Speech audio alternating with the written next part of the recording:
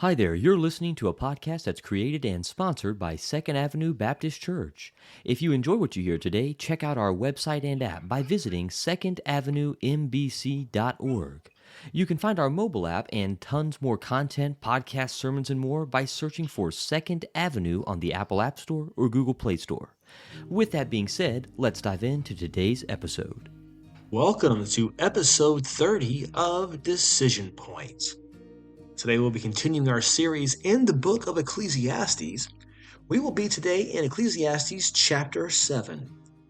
I invite you to open up your Bible or your Bible app and join me.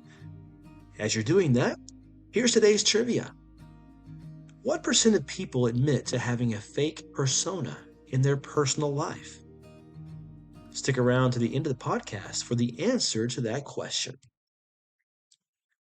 Today I'll be reading from the New American Standard Version of the Bible in Ecclesiastes chapter 7, beginning in verse 15 and continuing on through verse 22. Solomon writes, I have seen everything during my lifetime of futility. There is a righteous person who perishes in his righteousness, and there is a wicked person who prolongs his life in his wickedness. Do not be excessively righteous, and do not be overly wise. Why should you ruin yourself? Do not be excessively wicked, and do not be foolish. Why should you die before your time? Verse 18, it is good that you grasp one thing while not letting go of the other. For one who fears God comes out with both of them. Wisdom strengthens a wise person more than 10 rulers who are in the city. Indeed, there is not a righteous person on earth who always does good and does not ever sin. Verse 21, also, do not take seriously all the words which are spoken, so that you do not hear your servant cursing you. For you know that even you have cursed others many times as well. Now, here in chapter 7, Solomon actually begins in verses 1 through 14, writing more proverb like sayings. And I encourage you to go back and read those. They're obviously very good. But for the sake of time, I've really focused here on these ending verses here, chapter 7, or these middle verses rather, that kind of explain in detail some of the sayings, some of the very wise sayings he had in verses 1 through 14. And you see, Solomon writes here, again, remember, about 3,000 years ago, approximate, obviously. But research is just finally catching up with the wisdom that God gave Solomon that many years ago. In the last 50 years or so, psychologists, researchers have realized what Solomon tells us here in chapter 7 of Ecclesiastes. It boils down to this: be honest about who you are. Now, understandably, here, people don't want to share their failures. We don't want to let the people see how we fail, where we fall short, to a certain degree, rather. We all want to hide our shortcomings. And that's okay to a degree. But Solomon wisely says here in verse 16 and 20, we combining these two verses. Basically, he says that everyone has chinks in their armor. We all sin, and no one's perfect. So don't pretend to be righteous, holy, complete. See, verse 16, he says, do not be excessively righteous, and do not be overly wise. Why should you ruin yourself? And to follow up with that, in verse 20, he says, there is not a righteous person on earth who always does good and never sins. See, oftentimes, people who want to seem more righteous, we put on that front of how everything is well in our lives. We're the best parents. We're the best children. We're the best leaders. Sometimes we just make that idea out there and put it out there that we never sin. We don't have anger issues. We don't ever do something in retribution towards someone. We don't ever have ill thoughts towards anyone. I'm speaking sarcastically. Hopefully, we understand this. The Solomon is saying, don't do that.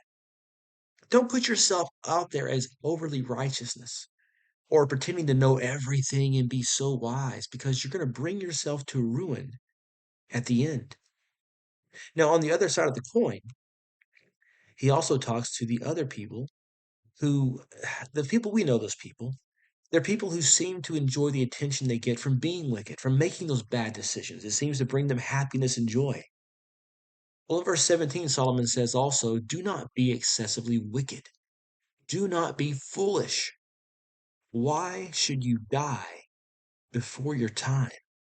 See, wickedness and evilness is not a word, but an evil, it can lead to a premature death.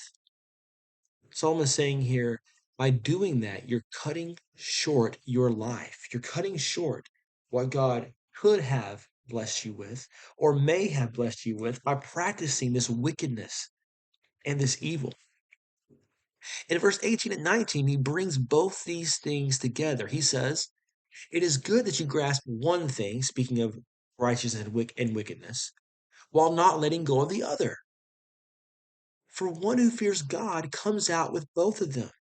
The man or woman who fears God has righteousness in them and wickedness in them. We are not sinless. We'll be holy in one moment, and another moment, kind of like the old people would say, you kind of lose your religion on accident. A moment of anger, a moment of rashness, that we kind of let things slip out. We do sin. And not that it's okay to sin, it should be okay for us to show that, to let people see the real us. We are called by God to be real, to be those witnesses. And that's why I love the Bible so much. It shows all of the issues that the patriarchs and the people of faith also faced. It shows their shortcomings as well as their triumphs. We get to see, not compare ourselves, but we get to see how some of the people that have done so much more things for God also have fallen short, just as we do. And finally, in verse 21 and 22, he warns us to be careful and how personally that we take words that are spoken against us. There's no one who has never been spoken about. There's no one alive who's never had a bad word spoken against them, whether they deserved it or not. But he says here, don't take seriously all the words which are spoken, even when your servant curses you. Because you know what? Verse 22, even you have cursed others many times as well. And he doesn't go into detail here, but we speak words in anger. Sometimes we vent about people. We shouldn't do that, but we do sometimes. We are just as guilty as anyone who speaks against us. Sometimes it's best to, in Jesus' words, turn the other cheek. Or in the words of my grandpa, let things roll off your back. Sometimes you just let it go and you forgive and you love above and beyond that. Because we find that we do the same thing to others. Great words from Solomon. Well, here's today's trivia answer today. The question was, what percent of people admit to having a fake persona in their personal life? Well, according to a 2022 survey by Business Leader Online Magazine, now this is business in general, 45% of women and 19% of men pretend that all is well when they're at work. Another part of the survey showed that 75% of people in social media make their lives out to be better than they really are. How much more of an impact do you think we could have as Christians to this lost world if we would show those shortcomings? I don't mean brag about what we do wrong, but just show that, hey, we are people too, but we are all sinners in the hands of a loving and also angry God who does have justice. But just as much as the justice and wrath that he will pour out on all unrighteousness, he loves just as much those who have a contrite and repentant heart. Well, I hope you got something from today. I know I did as I studied this section. And I'm looking forward to seeing you and joining you again next week for another Decision Point. Thank you for listening today, and if you enjoyed what you heard, consider leaving us a 5-star rating and review. It will help us reach more people just like you who need to hear this message. Also remember that you can stay connected with us by downloading our mobile app. Just search for Second Avenue spelled out on the App Store or Google Play Store. Thank you again for listening, and God bless.